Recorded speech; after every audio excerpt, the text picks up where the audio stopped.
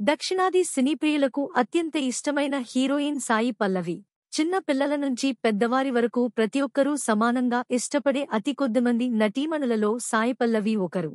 తెలుగు, తమిళం భాషలలో ఎన్నో super hit చిత్రాల్లో నటించి అద్భుతమైన నటనతో మెప్పించింది. అందం, అభినయంతో ఆడియన్స్ హృదయాల్లో స్థానం సంపాదించుకుంది. ఇటీవలే అమరన్ సినిమాతో భారీ విజయాన్ని ఖాతాలో వేసుకుంది. శివకార్తికేయన్ హీరోగా డైరెక్టర్ రాజ్ కుమార్ పెరియసామి దర్శకత్వం వహించిన ఈ మూవీ ఇప్పటికీ బాక్సాఫీస్ వద్ద మంచి వసూళ్లు రాబడుతుంది. మరోవైపు రామాయణం సినిమాతో బాలీవుడ్ ఇండస్ట్రీలోకి అడుగు పెట్టబోతుంది. అయితే సాయి పల్లవి ప్రతి సినిమా విడుదలకు ముందు ఏదోక విషయంలో ఆమెపై ట్రోల్స్ జరుగుతుంటాయి. గతంలో ఆమె మాట్లాడిన మాటలను మళ్లీ షేర్ చేస్తూ ఆమెపై విమర్శలు చేస్తుంటారు.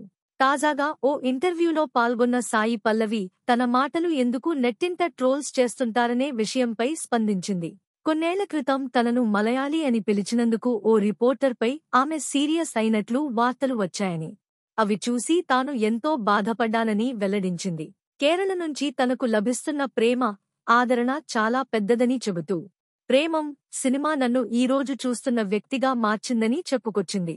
గలాటా ప్లస్కి ఇచ్చిన ఇంటర్వ్యూలో సాయి పల్లవి మాట్లాడుతూ, 3-4 క్రితం నేను మీడియాతో మాట్లాడుతున్నాను. అప్పుడు ప్రెస్ మీట్ లేదు. ఇంకా కెమెరాలను ఆన్ చేయలేదు. మలయాళ నటీనటులందరూ ఇంత బాగా తెలుగు ఎలా మాట్లాడుతారని ఓ విలేఖరి నన్ను అడిగాడు. నేను మలయాళీని కాదు, తమిళనాడు నుంచి వచ్చాను అని చెప్పాను. ఆ తర్వాత ఏడాది లేదా 2 సంవత్సరాల తర్వాత ఓ ప్రముఖ దినపత్రిక సాయి పల్లవి తనని మలయాళీ అని పిలిచినందుకు రిపోర్టర్పై సీరియస్ అయ్యింది అంటూ పెద్ద హెడ్డింగ్ ఇచ్చింది. అది చూసినప్పుడు నాకు చాలా బాధ కలిగింది.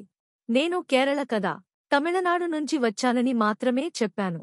ఇదంతా జరిగిన తర్వాత ఒకరోజు ఎయిర్పోర్ట్లో ఒక మహిళ నా దగ్గరకు వచ్చి మలయాళంలో మాట్లాడింది. అప్పుడు హఠాత్తుగా అయ్యో సారీ, నేను మలయాళంలో మాట్లాడితే నీకు కోపం రాదు కదా అని అడిగింది. అది విని మరింత బాధపడ్డాను. నేను అలా అనలేదు.